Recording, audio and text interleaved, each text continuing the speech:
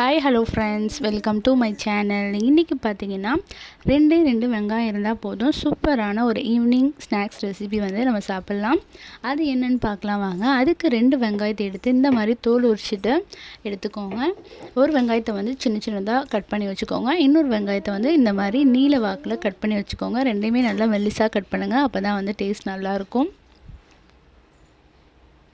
இப்போ வந்து 2 வெங்காயத்தையும் ஒன்றா வந்து நம்ம போட்டு பிசைஞ்சு எடுத்துக்கலாம். நல்லா பிசைஞ்சு விட்டுக்கோங்க, ரெண்டும் ஒன்றா மிக்ஸ் ஆகணும், அதனால தான்.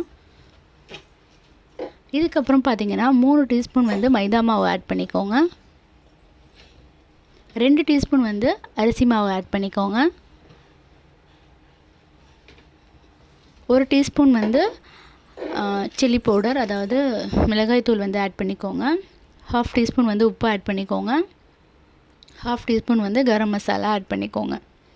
ஸோ எல்லாத்தையும் ஆட் பண்ணி நல்லா வந்து மிக்ஸ் பண்ணி விடுங்க. லைட்டாக வந்து ட்ரையான மாதிரி இருக்கும், அதனால் லைட்டாக தண்ணி தெளித்து விட்டு நம்ம நல்லா வந்து பிசைஞ்சு எடுத்துக்கோங்க.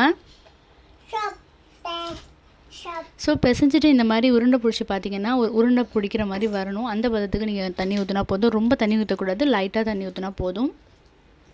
ஸோ இப்போ வந்து இதை நல்லா பிசைஞ்சிட்டு உருண்டையாக பால் மாதிரி நம்ம போட்டு எடுத்துக்கலாம். ஸோ இப்போ வந்து கடாயில் வந்து எண்ணெய் வச்சிட்டோம். எண்ணெய் வந்து சூடானதும் இந்த நம்ம பிடிச்சி வச்சுருக்க உருண்டை எல்லாத்தையும் போட்டு நல்லா வந்து ஃப்ரை பண்ணி எடுத்துக்கலாம். மீடியமான ஃப்ளேம்லேயே வச்சு ஃப்ரை பண்ணுங்கள், அப்போ தான் நல்லாயிருக்கும். ரொம்ப தீஞ்சிருச்சுன்னா இதோட டேஸ்ட்டே வந்து மாறிடும். ஸோ லைட்டாக கோல்டன் ப்ரௌனாக சேஞ்ச் ஆனதுக்கப்புறம் அதை எடுத்துருங்க. ஸோ இந்த பதத்தில் வந்து இதை எடுத்துக்கலாம். இதுக்கப்புறம் இன்னொரு ஷிஃப்ட்டையும் இதை போட்டு நம்ம அதையும் பொரித்து எடுத்துக்கலாம்.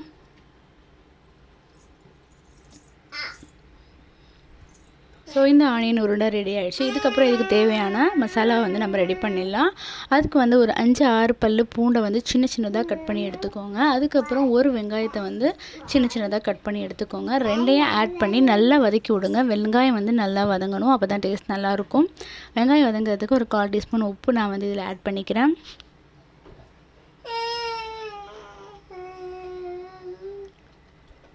வெங்காயம் நல்லாவே வதங்கிடுச்சு. இப்போ வந்து இதுக்கு தேவையான சாஸ் எல்லாமே நம்ம ஊற்றிக்கலாம். ஃபஸ்ட்டு வந்து டொமேட்டோ கெச்சப் இருக்கு இல்லையா, அது வந்து ஒரு ஸ்பூன் வந்து ஊற்றிக்கோங்க. அதுக்கப்புறம் சோயா சாஸ் இருக்கு இல்லையா, அது வந்து ஒரு ஸ்பூன் ஆட் பண்ணிக்கோங்க. அப்புறம் சில்லி சாஸ் வந்து ஒரு 1/2 ஸ்பூன் வந்து ஆட் பண்ணிக்கோங்க. எல்லாத்தையும் சேர்த்து நல்லா மிக்ஸ் பண்ணி விட்டுக்கோங்க. இதுக்கப்புறம் நம்ம ஃப்ரை பண்ணி வச்சுருக்க வெங்காயம் உருண்டையும் எடுத்து இதில் ஆட் பண்ணிக்கலாம். நல்லா மிக்ஸ் பண்ணி விடுங்க.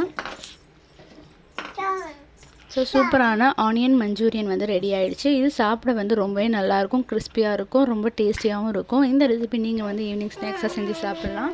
ஸோ இந்த ரெசிபி உங்களுக்கு பிடிச்சிருந்தால் மறக்காமல் என்னோட சேனலை சப்ஸ்கிரைப் பண்ணுங்கள், லைக் பண்ணுங்கள், ஷேர் பண்ணுங்கள். தேங்க்யூ ஃபார் வாட்சிங்.